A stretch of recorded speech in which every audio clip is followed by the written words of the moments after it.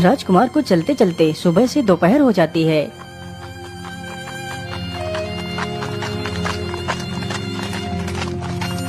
हे भगवान, मैं तो चलते चलते कितना थक गया हूँ। आसपास तो कहीं पानी भी नहीं है।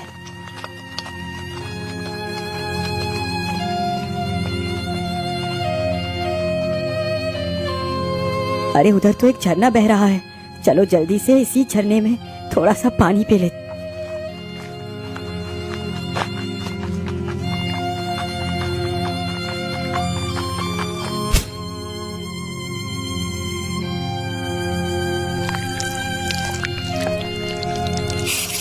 अरे रुक जाओ, तुम इस झरने में से पानी नहीं पी सकते।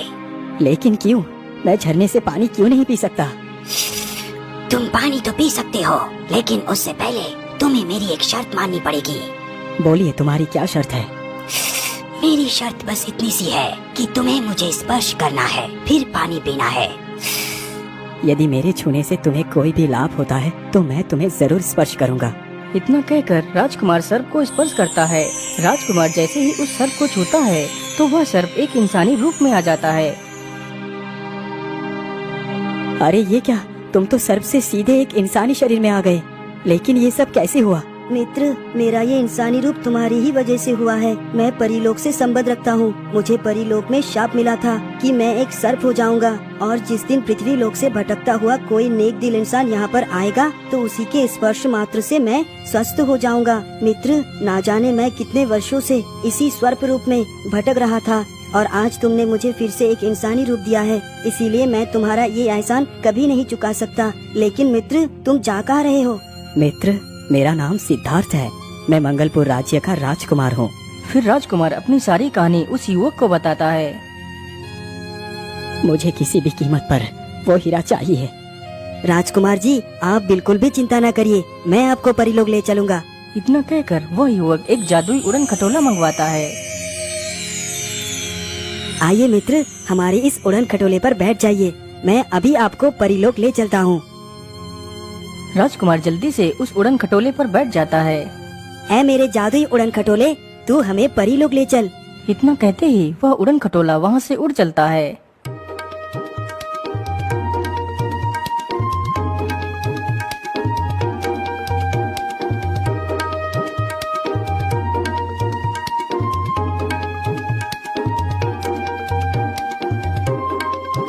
उन्हें चलते चलते काफी समय गुजर जाता है। वह दोनों एक बहुत ही सुंदर बगीचे के ऊपर से गुजरते हैं। उसी बगीचे में एक सुंदर सी नदी बह रही थी।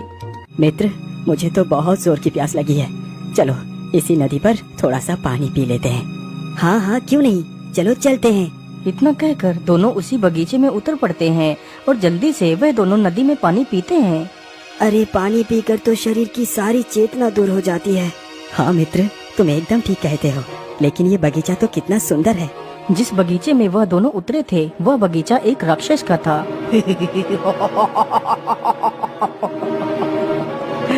कौन हो तुम दोनों, और तुम दोनों हमारे बगीचे में क्या कर रहे हो? अरे भाई, मैं परीलोक में रहता हूँ और ये मेरा मित्र है। हम दोनों आपके बगीचे में पानी पीने के लिए उतरे थे। अच्छा अच्छा, ठीक है, तुम तो परीलोक के हो, लेकिन तुम्हारा यह मित्र तो पृथ्वी लोक का वासी है। इसलिए मैं तुम्हारे मित्र को इससे आगे नहीं जाने दे सकता। सिर्फ तुम ही यहाँ से जा सकते हो। इतना कहकर राक्षस राजकुमार को बंदी बना लेता है और ले जाकर राजकुमार को कारागार में डाल देता है।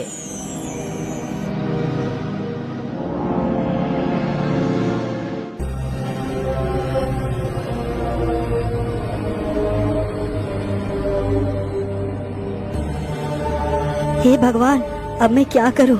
अपने मित्र को कैसे बचाऊं? उसने तो मेरी इतनी मदद की और मैं उसकी कोई भी मदद नहीं कर पाया। मुझे कुछ न कुछ करके अपने मित्र को बचाना ही होगा। जैसे ही आधी रात गुजरती है तो राजकुमार का मित्र अपना रूप बदलकर एक चींटी का रूप बना लेता है और जल्दी ही राजकुमार के पास पहुंच जाता है।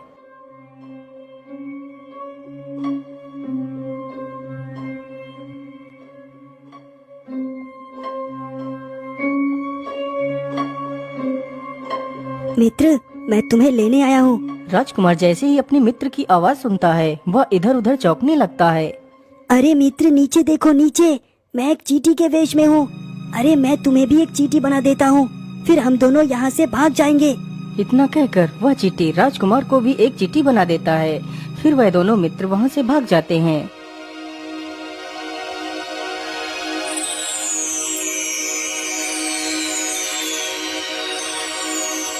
लेकिन मित्र, अब हम लोग आगे का सफर कैसे तय करेंगे? हमारा उड़न खटोला तो उस राक्षस के पास है। राजकुमार जी, आप घबराइए मत, मैं अभी दूसरा वाहन मंगवाता हूँ। फिर वह युवक अपनी शक्ति से 2 उड़ने वाले घोड़े मंगाता है। आइए राजकुमार, जल्दी से इस घोड़े पर सवार हो जाइए। अपने मित्र की यह बात सुनते ही राजकुमार एक घोड़े पर सवार हो जाता है।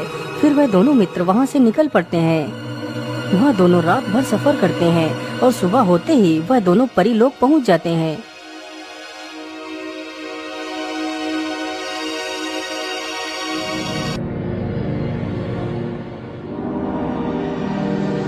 जरा रुकिए मित्र, मुझे कुछ करना है। इतना कहकर राजकुमार उसी सतरंगी पक्षी का एक पंख निकालता है और उसे जलाता है। जैसे ही सारा पंख जल जाता है तो राजकुमार उस पंख की राख को अपने शरीर पर मल लेता है, तो राजकुमार भी देवताओं के समान दिखने लगता है। अरे मित्र, तुम इस रूप में तो कितने आकर्षक लग रहे हो। तुम्हारा रूप तो देवताओं के समान हो गया है। हाँ मित्र, तुम एकदम ठीक कह रहे हो। राजकुमार जी, अब तो मैं तुम्हें परीलोक में ले आया हूँ। तुम्हारे सामने ये जो महल दिखाई दे रहा है, यही हमारे महाराज का महल है। तुम यहाँ जा सकते हो और महाराज से मिल सकते हो। मित्र, मुझे यहाँ तक पहुँचाने के लिए तुम्हारा बहुत बहुत धन्यवाद। अच्छा मित्र, अब मैं चलता हूँ, तुम अपना ख्याल रखना।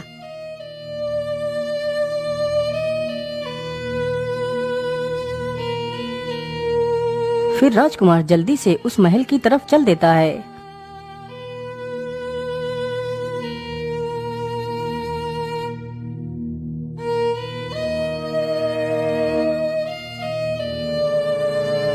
अरे ठहरो जरा, कौन हो तुम और तुम महल में कहाँ घुसते हुए चले जा रहे हो? अरे भाई, मेरा नाम सिद्धार्थ है और मैं पृथ्वी लोक से आया हूँ। मुझे आपके महाराज से मिलना है। क्या तुम पृथ्वी लोक से आए हो? हाँ हाँ भाई, मैं पृथ्वी लोक से ही आया हूँ। तो फिर चलो हमारे महाराज के पास। महाराज, यह युवक पृथ्वी लोक से आया है और आपसे मिलना चाहता है। बोलो युवक, तुम कौन हो और यहाँ क्यों आए हो? क्योंकि पृथ्वी लोक से यहाँ तक आना संभव नहीं है, लेकिन तुमने असंभव को संभव कर दिखाया है। इसका मतलब तुम यहाँ पर किसी खास प्रयोजन से आए हो। हाँ महाराज, मैं यहाँ पर आपसे अपने प्रेम की भीख मांगने आया हूँ। क्या प्रेम की भीख? लेकिन कैसा प्रेम? तुम कहना क्या चाहते हो? महाराज, मैं मंगलपुर राज्य का राजकुमार सिद्धार्थ हूँ। मुझे धारा नगरी की राजकुमारी रजनी से प्रेम हो गया है, लेकिन महाराज की शर्त यह है कि जब तक मैं वो जादुई अंडे वाला हीरा उन्हें लाकर नहीं दूंगा, तब तक वो मेरा विवाह रजनी के साथ नहीं होने देंगे। इसीलिए महाराज, मैं आपसे उस हीरे को लेने आया हूँ। कृपा कर आप मुझे वो हीरा दे दीजिए। यदि वो हीरा नहीं मिला तो मैं अपने प्राण त्याग दूंगा। अरे नहीं राजकुमार, तुम ऐसी बात क्यों करते हो? मैं तुम्हें वो हीरा देने के लिए तैयार हूँ, लेकिन इसके पहले तुम्हें मेरी मदद करनी पड़ेगी। यदि तुम मेरी मदद करने में सफल रहे तभी मैं वो हीरा तुम्हें दे सकता हूँ। बोलिए महाराज, मैं आपकी क्या मदद कर सकता हूँ? राजकुमार जी, मेरी छोटी रानी शाप के कारण एक पत्थर में तब्दील हो गई है। उन्हें शाप मुक्त सिर्फ कोई पृथ्वी लोक का इंसान ही कर सकता है, जिसने अपनी संपूर्ण जीवन में कभी कोई पाप न किया हो। क्षमा कीजिए महाराज, लेकिन मैं ये सुनिश्चित नहीं कर सकता कि मैंने अपने संपूर्ण जीवन में कोई पाप न किया हो, लेकिन मैं कोशिश कर सकता हूँ। यदि ईश्वर ने चाहा तो महारानी जी अवश्य ठीक हो जाएंगी। बोलिए महाराज, मुझे क्या करना है? राजकुमार, आपको उस जादुई हीरे को अपने हाथ में पकड़कर महारानी के सिर पर स्पर्श करना है। यदि तुमने अपने जीवन में कभी कोई पाप नहीं किया होगा तो महारानी फिर से जीवित हो जाएंगी। ठीक है महाराज, मैं तैयार हूँ, लेकिन मुझे वो जादुई हीरा दीजिए। महक परी, उस जादुई हीरे को प्रकट करो।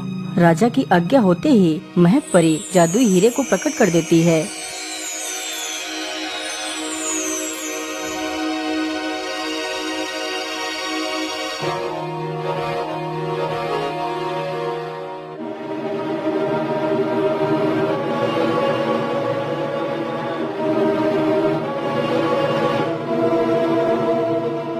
ये लीजिए राजकुमार, ये वही जादुई हीरा है। इतना सुनते ही राजकुमार उस जादुई हीरे को उठाकर महारानी के सिर पर स्पर्श कर देता है। हीरे के स्पर्श होते ही महारानी फिर से जीवित हो जाती है। यह देखकर सारे लोग खुशी से झूम उठते हैं। राजकुमार, आपने मेरी महारानी को ठीक कर दिया। मैं तुम्हारे ये एहसान कभी नहीं चुका सकता। राजकुमार, तुम्हें क्या चाहिए? मैं तुम्हें कुछ भी दे सकता हूँ। आज मैं बहुत प्रसन्न हूँ। महाराज, आपकी प्रसन्नता को देखकर मेरा हृदय भी भर आया है। महाराज, मुझे और कुछ भी नहीं चाहिए। मुझे बस वो जादुई हीरा ही चाहिए जिससे मैं भी अपने प्रेम को पा सकूं। ठीक है राजकुमार, ये लो, मैंने तुम्हें ये हीरा दे दिया। महाराज, आपका बहुत बहुत धन्यवाद। इतना कहकर राजकुमार फिर से अपने घोड़े पर सवार होता है और वहाँ से निकल पड़ता है। राजकुमार चलते चलते 2 दिन का सफर तय करने के बाद राजकुमार वापस धारा नगरी में पहुँच जाता है और उसी बचे हुए पंख को फिर से जलाकर अपने शरीर पर मल लेता है, जिससे राजकुमार फिर से अपने वास्तविक रूप में आ जाता है।